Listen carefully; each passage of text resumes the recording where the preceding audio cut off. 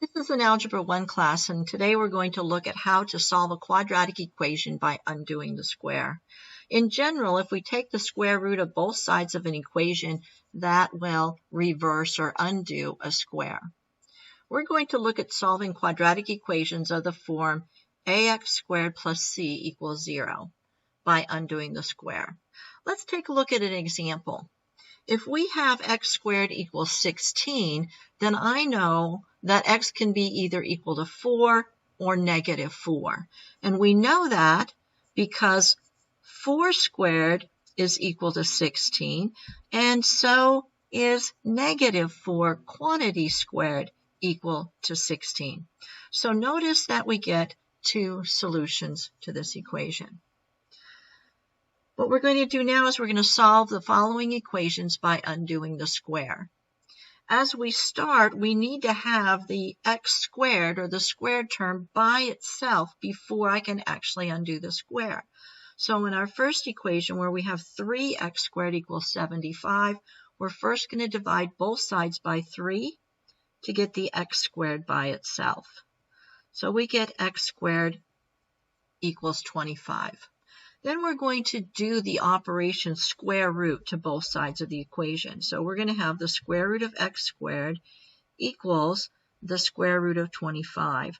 But as we saw in our example, the square root could be either positive or negative. So we're going to write plus or minus the square root of 25. Solving then, we get x is equal to either plus or minus 5. So we have two solutions, x equals 5 or x equals negative 5. Let's take a look at example number 2. This time, not only do we have something multiplied to the x squared term, we also have something subtracted. So before we can undo the square, we've got to get the x squared by itself. In order to solve, we always reverse the order of operations, so we're going to undo subtraction first by adding 8 to both sides of the equation, and we get 5x squared equals 125. Then we're going to divide both sides by 5, so we get x squared equals 25. We've seen that one already.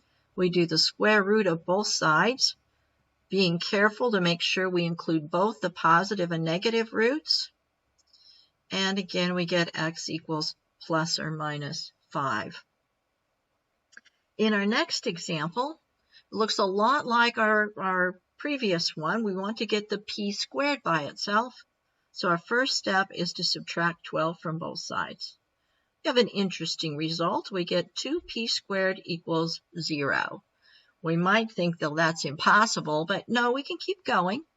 Divide both sides by 2. P squared is equal to 0. 0 divided by 2 is indeed 0. Square root both sides.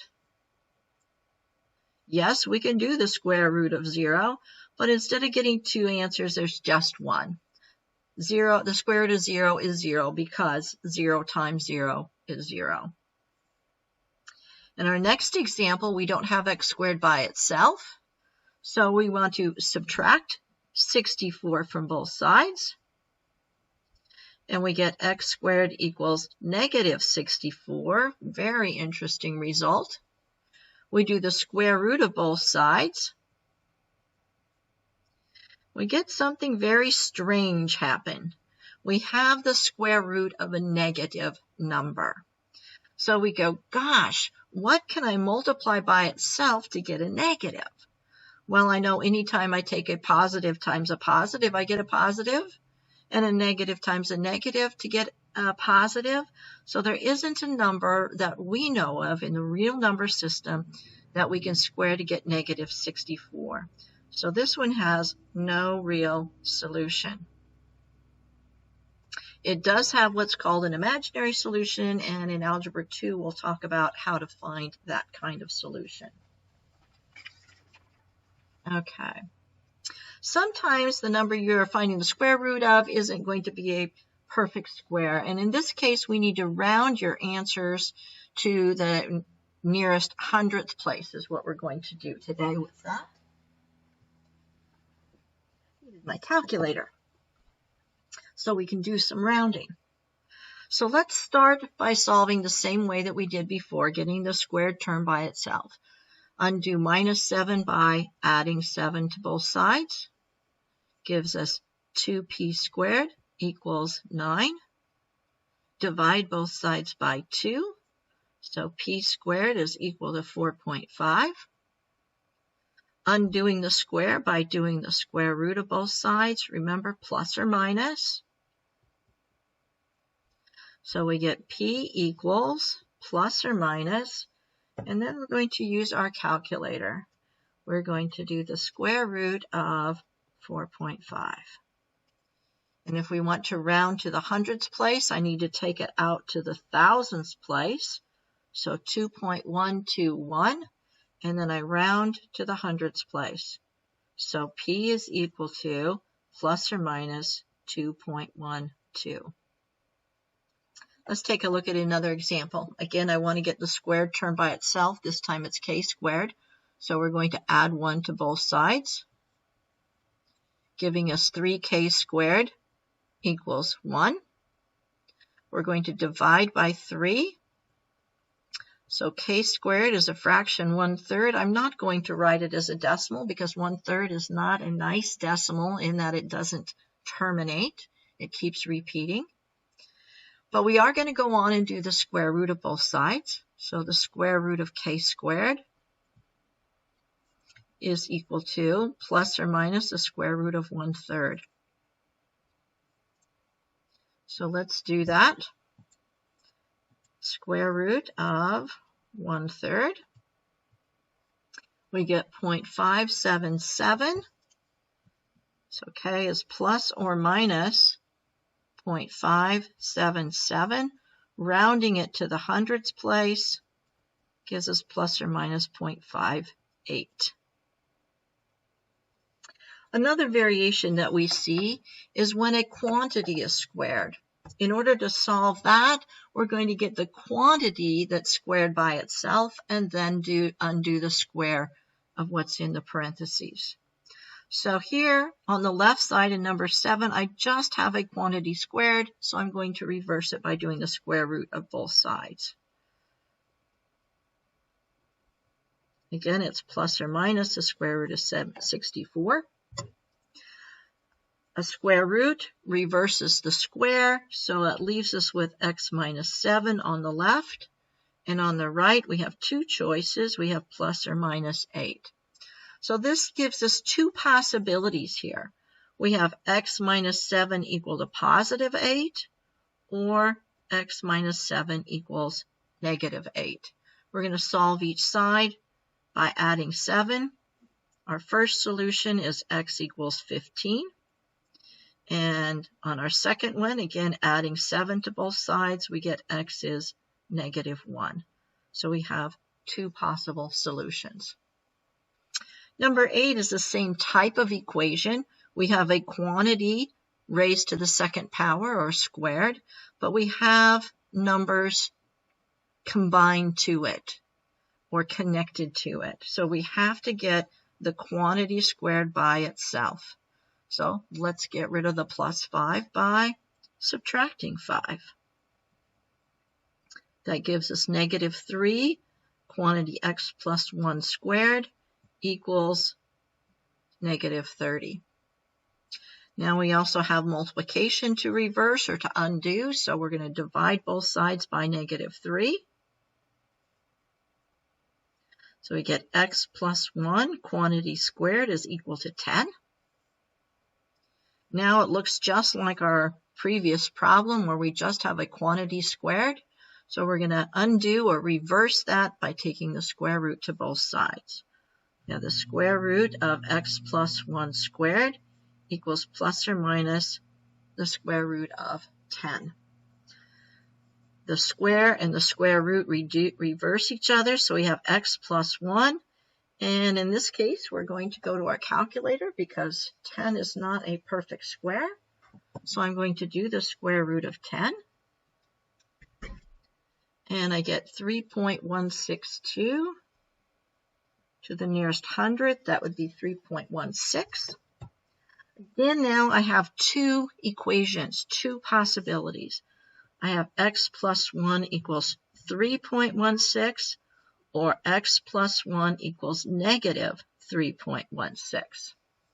Solving each one, subtracting 1, we get x equals 2.16 or x equals negative 4.16 when we subtract 1. An application for solving quadratic equations by undoing the square we can do when we're looking at a geometry type question. For instance, if we want to find the radius of a circle when the area is 25 pi square inches, we can solve that equation for r. We can find our radius. If the area is 25 pi, we just plug that into our equation for the area of a circle, and a equals pi r squared. So we get 25 pi equals pi times radius squared. We can undo that by dividing both sides by pi. So we get 25 equals r squared. We can undo the square by doing the square root of both sides. So we have the square root of r squared on the right, and on the left we usually do plus or minus the square root of 25, which gives us two solutions for r, either plus or minus 5. However, a radius of a circle can't be a negative number, so we only have the solution r is equal to 5 inches. Another application is in an object dropped from a height above the ground.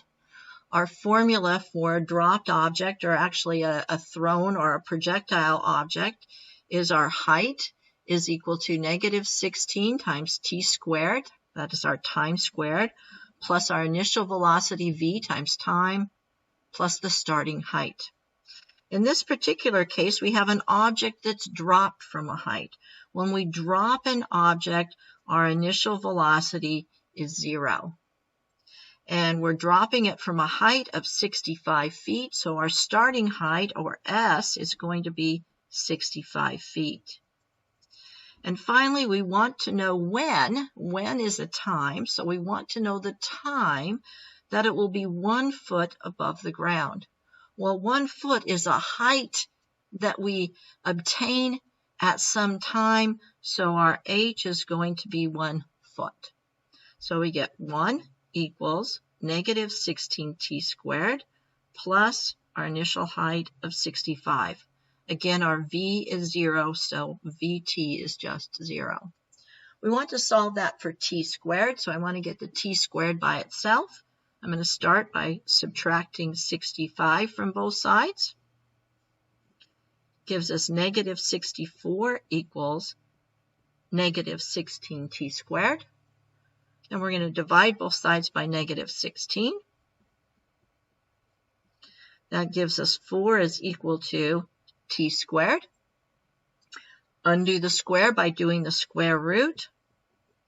So the square root of t squared.